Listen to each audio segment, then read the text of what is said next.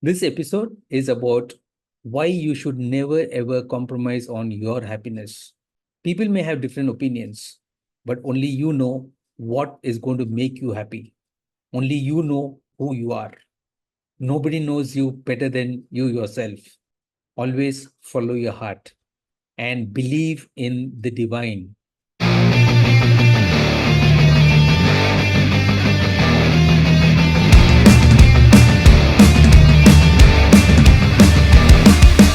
Hi, this is Vasudevan, author of Follow Your Heart, Your Brain is Stupid.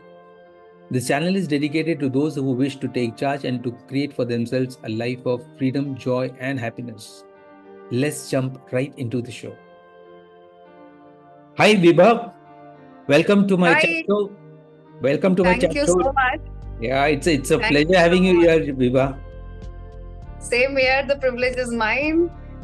It's an honor to be here. Thank you. You're welcome. Viewers, we have with us a very, very special guest. Meet Vibha Nashin. Vibha is a multifaceted person. She is the founder of Haibo Foundation. It's an organization which is dedicated to creating awareness in society about mindfulness, emotional healing, and wellness. Vibha is also an MBA in marketing and has over 25 years in the telecom industry. She is a motivational speaker, an emotional healer, a life coach, a law of attraction practitioner, EFT practitioner, a theater artist, and she's an author. She's authored 2 books. As if this was not enough, she's also a passionate biker. Now, you won't have met many lady bikers. Vibha, you ride Enfield, right?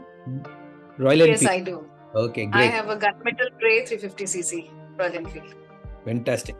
I hope I covered all of them, right? So, Yes. great.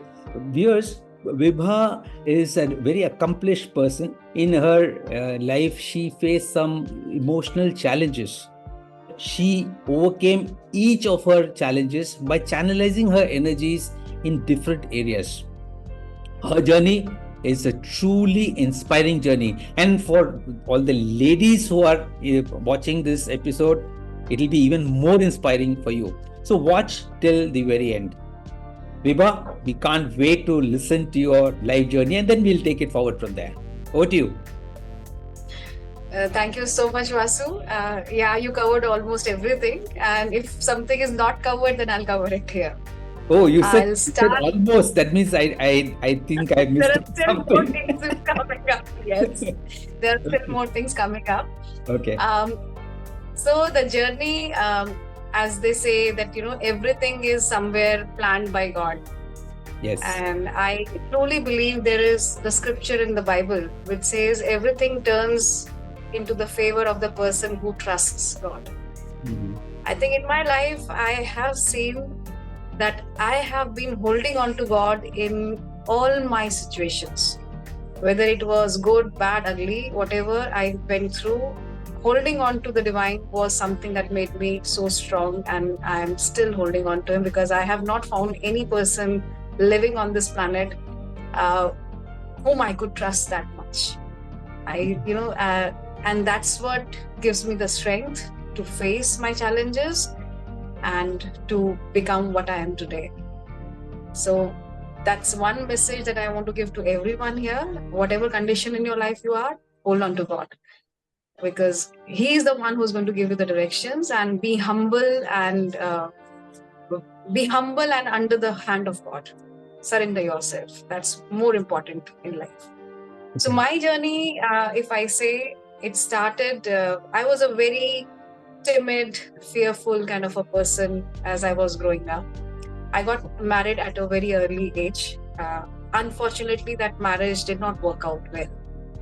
And I did face a lot of challenges. When I separated from my husband, I was having 2 kids. One was 9 years old that time, and one was 3 years old. Okay. And I felt that, staying unhappy in a relationship is something that we all tend to do because of the upbringing that we have, that the programming, or you can say the way we have been brought up in the society today. We've been always told that we compromise. Unfortunately, that word compromise never suited me. I kind of boycotted that term, that why should, there's one life that God has given you. Why we have to compromise? Why we cannot be the person who's listening to something that makes us happy? And as the journey unfolded, I felt that everything today, if we are happy, there are researches which tell us that when we are happy, we do not catch any diseases. Right. Now, that's a very big factor. Today, so many people are unwell because they're unhappy in their situations. There is so much of emotional turmoil going on because people are unhappy in their relationships. They're unhappy at their workplace. So this was something which led me to take a step and separate in a relationship which I felt was very compromising. I was unhappy. And to be honest, this was a very, very bold step, because in my entire, you can say my entire ancestors, generations, nobody in my family had ever thought of taking such a bold step. And being a female, if I'm thinking of such a step, you can imagine what is going to happen. So yes, there were a lot of pressure, but I decided to follow my heart, knowing that if I am unhappy, I cannot make any other person, including my own kids, happy. You have to give your kids a atmosphere where they can breathe well, where they are safe, they are feel peaceful. If they are facing a lot of turbulence in their house, then it is not something that you are giving to your parents. You should not be giving to your kids a situation or an environment like this. So I chose my happiness in order to give happiness. Like they say, you cannot offer from an empty cup. So I chose my happiness that moment to come out of my, the compromised, abusive life. Chose my direction. Definitely, it was not a very easy decision to take. With two small kids, by God's grace, I was financially independent that moment also. But yes, when you are single, it is again a little more challenging because you don't have a supporting hand. Very true.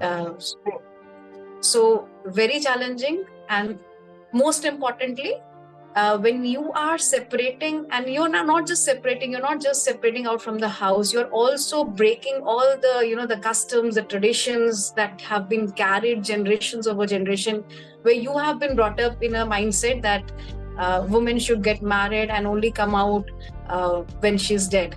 That's the thought of, getting married, marrying your daughter, in most of the people's mind.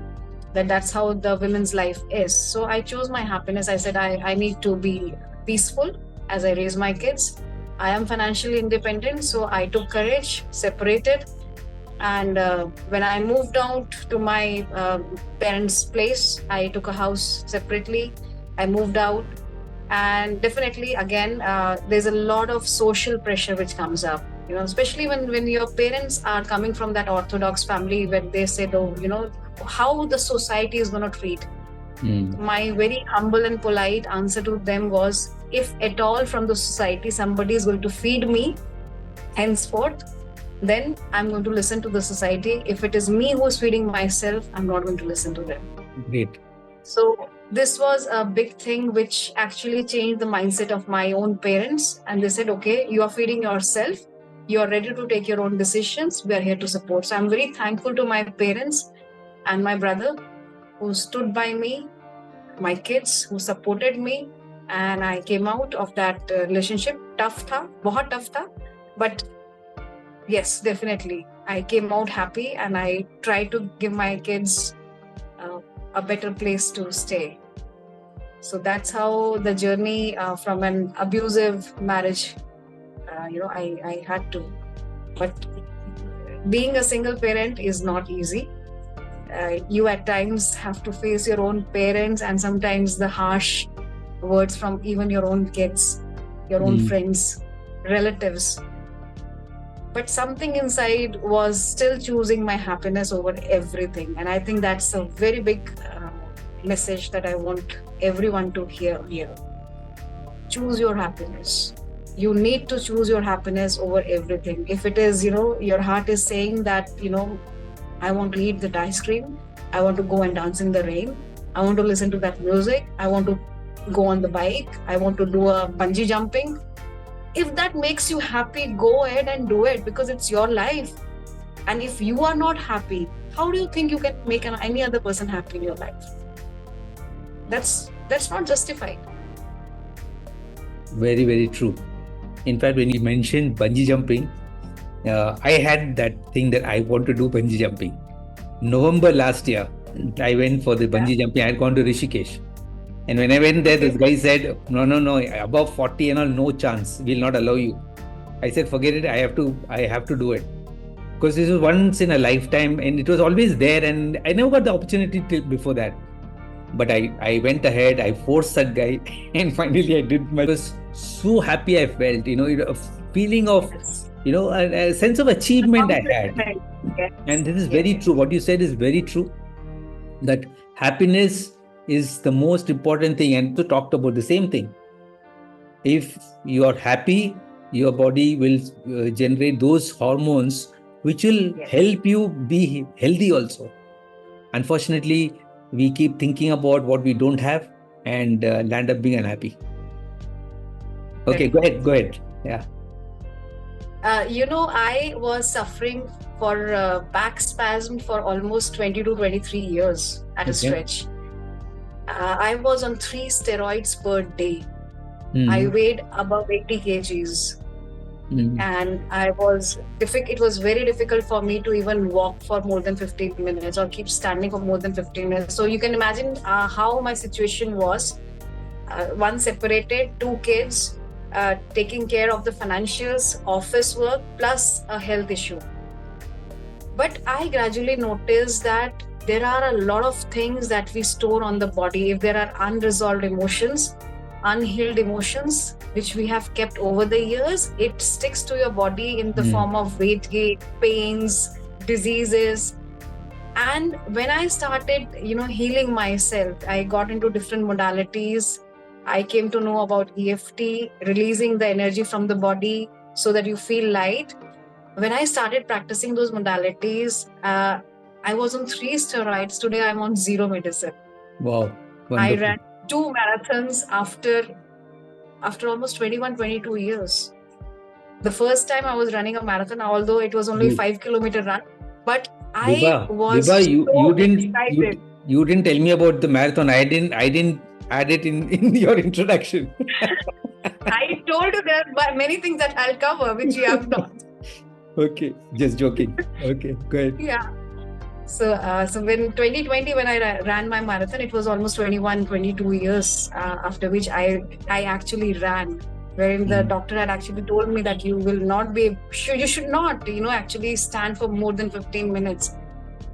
So your body heals when you are in a happy state, when you are emotionally feeling good.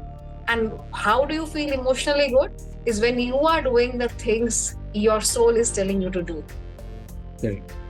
That's very, very important. That's something which makes an incredible difference. How you feel creates your outside environment, creates the body that you want. And that's how the journey picked up. So I got into different healing modalities. I got into meditation. I got into EFT. I learned Ho'oponopono, which is a Hawaiian technique of forgiveness and reconciliation. Right. So I'm a certified Ho'oponopono practitioner. I did EFT. I teach EFT to the school kids. So then there was one time in the life when I felt that all that I have learned in my life through all this hardship. So I asked Divine that I have gone through a considerable amount of hardship in my life. What should I, what is the purpose? There is one time when you actually ask Divine, what is the purpose of my life? So I started asking, what is the purpose of my life? I'm sure you're not putting me onto so many difficulties just for fun. So there must be some purpose. So please let me know. So as the Divine guided, I started with my healing sessions. And during the healing sessions, I started talking about emotions. How do we know what emotion is working, how it is attached to you, how you should release it.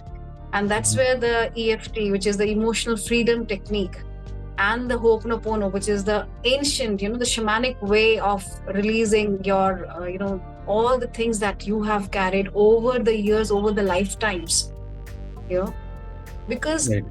A lot of time, your subconscious mind is playing a lot of things. They're bringing a lot of things, a lot of situations in your life because your subconscious mind is playing that. So if I have to give an example, a small child, when we are very small, we are so fearless. You'll see that small kid putting his finger into the electricity plug, or getting very close to that sharp knife, or playing with fire. You would have seen a lot of kids on the internet. There are videos. The kid is sleeping with the snake, easily playing with the snake. Right. Why? Think of it. How is it possible? And today, if you ask me to put my finger in that electricity plug, I'll be fearful. Right. But that child is not. That child is not. What is the reason? The reason is we all were fearless when we born. We took risk like anything. We decided to jump from the sofa. But today you ask anyone to jump from the terrace, they will be fearful. So the subconscious mind, it is because the child was told that time, oh my God, you'll hurt yourself. So never ever in the life of that child, he got this feeling that something is going to hurt me. He trusted the universe that way. And that is why he was very fearless in putting his finger in that electricity plug or cutting, unless he got that lesson of that sharpness or that pain. It wasn't there. Right. And that's the reason even the scriptures will say, you become a child. So the subconscious mind will keep adding the fears in your life. And that's how we are all brought up. So as I was growing, or I was going through all these things in my life, my subconscious mind, through my parents, through my friends, everybody was saying, don't do this, don't do that, don't take the step of divorce, compromise. What will happen to your kids? What is happening? Your mind is filled and bombarded with so many thoughts which is coming from the outside that you forget to listen to the inside voice. Yeah, now, there's a very beautiful story which I keep referring to. If I may just add this here. Yeah, go ahead. So there is a the very famous story of a group of frogs that fell into a well. And now all the frogs are gossiping between each other. How do we go out? The wall is slippery and it's so steep and we have fallen down and it's evening time, we can't see. So everybody is gossiping. And there is then one frog which is slowly trying and moving up and slowly again falling down, again trying back and moving up and down. And that frog makes its way to the outside of the wall, of the well, sorry. And they have all these media people standing outside, and so they come and interview so they ask, sir, everybody is there in the well. How did you come out? And this frog is not answering. And they call him arrogant. See, we are asking him questions, he's not even answering. And they kept asking, sir, what happened? Kya hua aapke saath? Bataiye, aapko kaise bahar nikla? They're questioning all these things. And this frog is not even paying any attention. Then someone noticed in the crowd. And they said, this frog is deaf. Right. Frog is deaf to the outside noise. And that's the reason he was only focusing on coming out of it. And not gossiping and paying attention to what will go wrong if we try to go out. So everybody was gossiping that, the wall is slippery. So what is your subconscious mind doing? It is posing a lot of fears. What will happen if you go out on a slippery wall? Right. And they say, okay, we'll fall back again. It is becoming dark. We'll not be able to see. But this frog, who was deaf to all these things, could make his way out. So at times you have to be deaf to the outside and only listen to what is going inside you. I think not at times, most of the time at least. Every time, I should say. Yeah. Every time. Yep. Nobody knows you better than you yourself, right? Nobody else knows. Absolutely. So Absolutely. why should we bother about listening to others? And this is what pulls us down. Absolutely. Because once you start validating the thoughts of others, you are not following your path. Yep. You're only following what the others have decided for you. Mm. And that was something which was not acceptable to me. I followed my path, got into Right. healings. I started contacting schools. I did a lot of sessions. A friend of mine, Arun Prabhu, I used to do a lot of healing sessions with him. Teach people about EFT so that you don't have those emotions that stop you, that fear that stops you from doing things. I taught a lot of people how to score well. I used to do a counseling session called Chahe Tumhari Waqt Mera.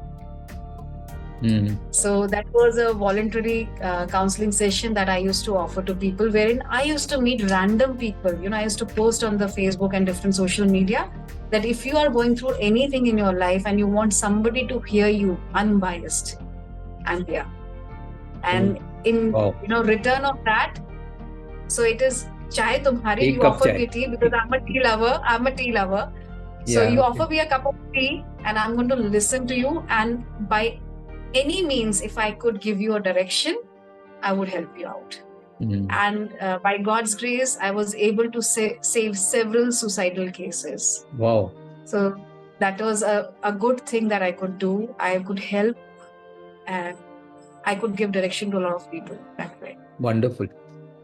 There's so much one can learn from your journey, Vibha, because it's all up to you. Situations will come, some good, some bad.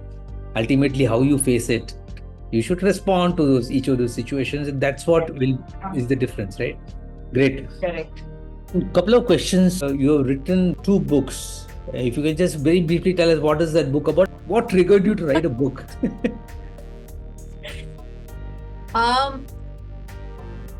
When I talk about emotional release, writing something, journaling it, putting it in words and, deciphering your thoughts into that paper is very important.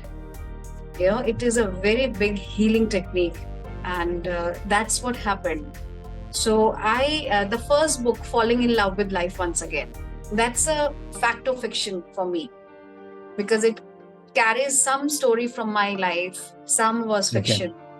Okay. So I went through a heartbreak, and there is a very beautiful quote of Rumi wherein it says the light enters your heart from where it finds, that I'll have to read it again on the net. So it basically says the light enters your heart where it finds a break.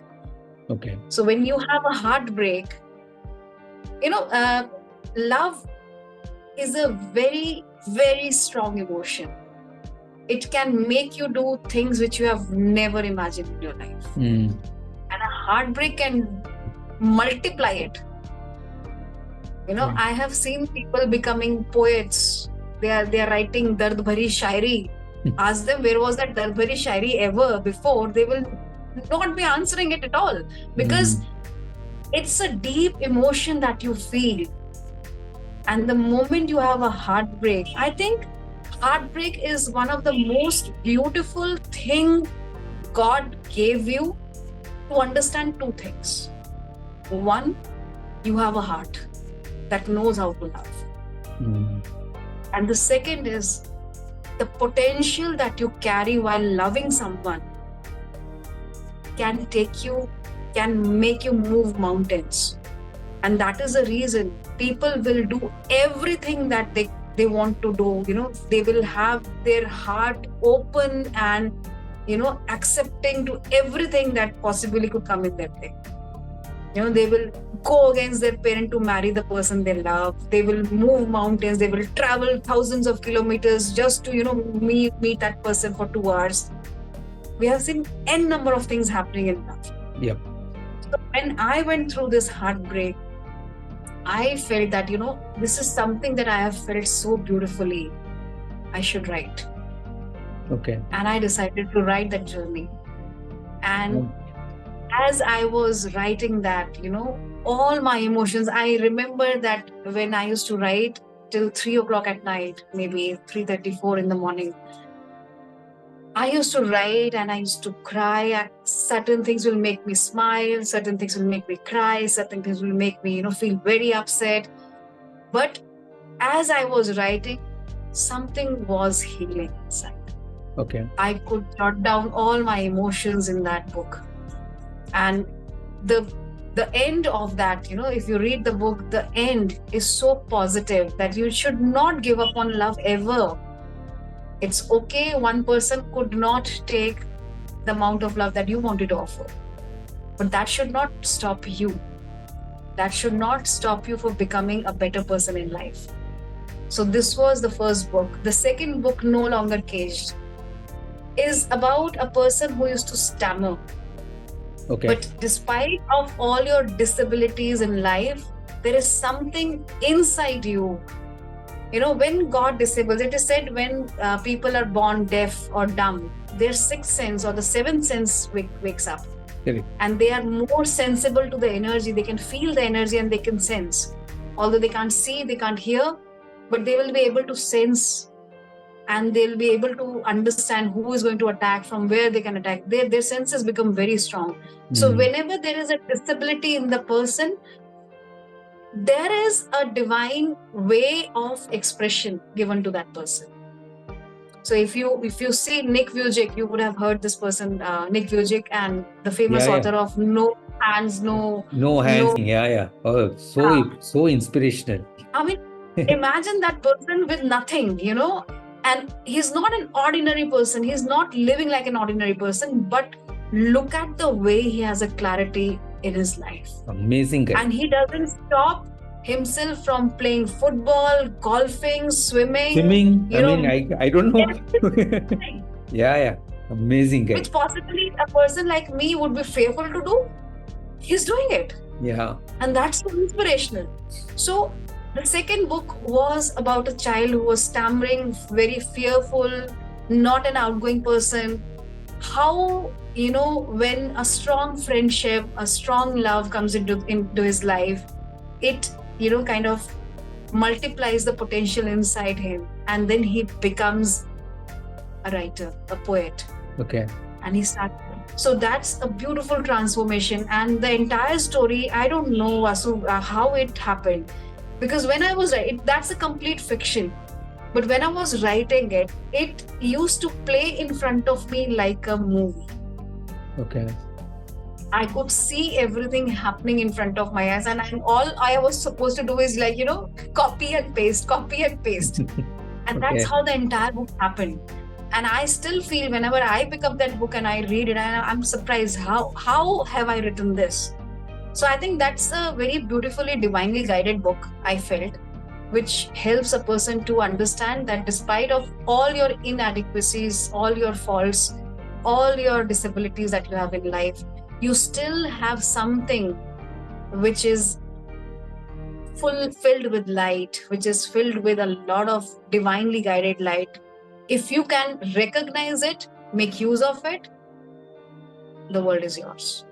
Fantastic. I must get hold of both those books. I will do that. Is that available on Amazon? Yes, it is. I'll share the links with you. Yeah, sure. Do that. One last question I have is, you told me that at the age of 38, you took to biking.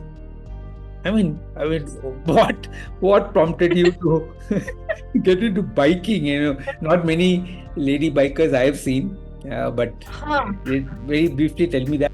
Yeah, go ahead. My brother, he's no more.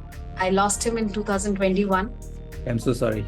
He was my inspiration. He is my inspiration for biking. Okay.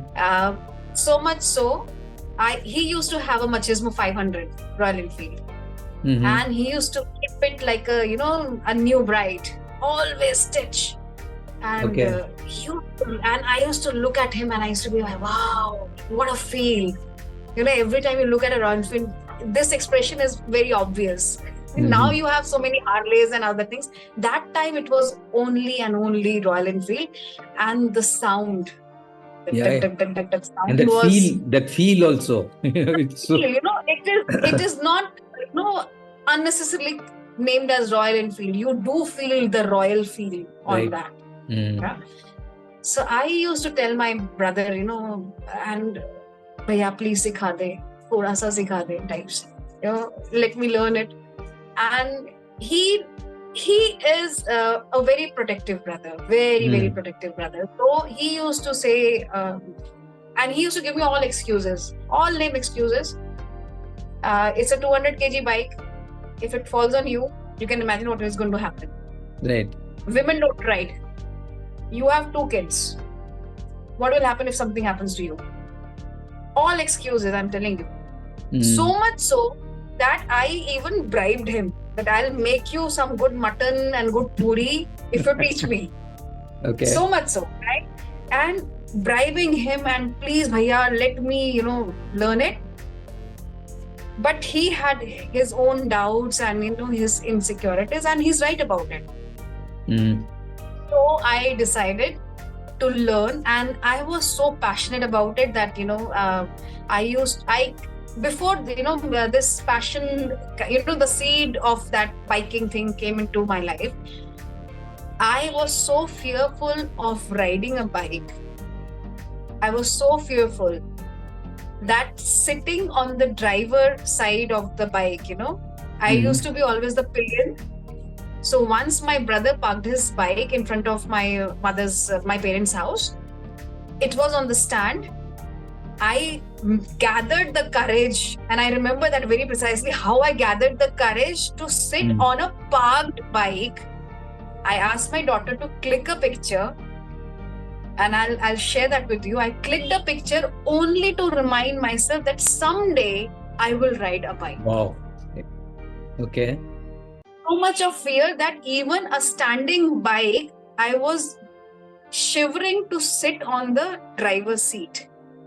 Hold that handle and click a picture. I was shaking that moment. Okay. And I used to look at that picture. I think I was 35 that time. I used to look at that picture for almost 5 years. Yeah. Not 5, sorry, 3 years. Till 37, 38 somewhere is when I finally get connected with one of my old colleagues. And he happened to tell me that, I'm teaching a bike to my son. And I said, okay, you're teaching your bike riding to your son. Can you teach me? Okay. So he agreed. But when we started, when he started teaching me bike riding, he tried to molest. Now, this was so disappointing. And I remember the time that when I came back from that session, I came back, I threw my phone, and I was crying like a child that finally I got an opportunity to learn the bike, and this is what is happening. This is unfair. This is not justified. You are not seeing me how passionate I am. I want to do this, and you're not giving me the path. You're not showing me the path. You're putting a lot of obstacles. And I was crying, and I was like literally very angry and fighting it out with God. And I switched off my phone and everything, and I slept. The next morning when I switch on my phone, I get a message from another biker who says, Vibha, I know that you want to learn biking, and here is a contact number of a lady biker in Delhi who can help you. Wow. Vasuk, you can imagine this is universe. This is universe. Yes. Wherein you show your passion and the universe will give you the path. Many a times I've noticed that many a times the obstacles in your life is only to test you whether you are still on the path or you want to take a U-turn. Right. I immediately contacted, she's Devi Banerjee, one of my inspirations. She's a wonderful person. And she made me meet one of my very close friends, Mishupi, another lady biker in Delhi. And me and Mishupi, through Devi Banerjee, I meet Mishupi. Mishupi starts, interacting with me. We became friends like as if we have known each other for ages. Mhm. and she offered her bike to me that let's learn. Wow. And that's where the journey started. But that's not the where we are. I accumulated some money to get my bike, and you know what happened? By December end, I have exhausted the entire money. Mhm. So it's like you're dreaming every day something, and the last moment it shatters. I was very heartbroken. 2017 December, I was heartbroken that I can't get my bike because of so many expenses coming up. You're taking care of the two kids, their fees, everything is going that time. I was heartbroken, and I decided, okay, let me do something. I'll put an RD. I'll shorten my expenses, but I'll do an RD and save this for myself so that I can get my bike in 2018. Viewers, wasn't that a wonderful and inspiring journey? So many things that one can learn from Vibha, the way she handled situations, her passion, which was there, she was able to get that passion out and implement that and manifest that passion in her life. And this is what is important. Never ever give up. She's a living example. So we have so much to learn from her. And Vibha, before we close, I have to ask, you are very passionate about life after death, etc. You also thinking we should create one episode on that. Whenever you're convenient, we'll do that. But before we do that, I need to get a interest from my viewers. They would like to have that session. Then please, viewers, post your comments. And if this is a topic that you like to hear, and she's very passionate, there will be a lot that all of us can learn about death, how to face it, etc. I don't know what else she's going to share, but if this is a topic which you would love to have, please do post your comments. And regarding this particular episode also, please post your learnings, your key takeaways from this episode. It's going to help others also, right? Yes. So Vibha, thank you very much for this wonderful session. I loved it, and it was very nice that you were so candid about everything. That is what is important, right? Viewers, if you got value from this session, please do like, share, and subscribe to the channel. And also, please don't forget to let me know if you want to have that session on facing death. Please write on the comment, and I will definitely plan a session for you. Okay. Thank you very much, Vibha. It was wonderful speaking with you. There's so much that I also learned from your experience. Thank you. Thank you very much. Thank you so much. Bye.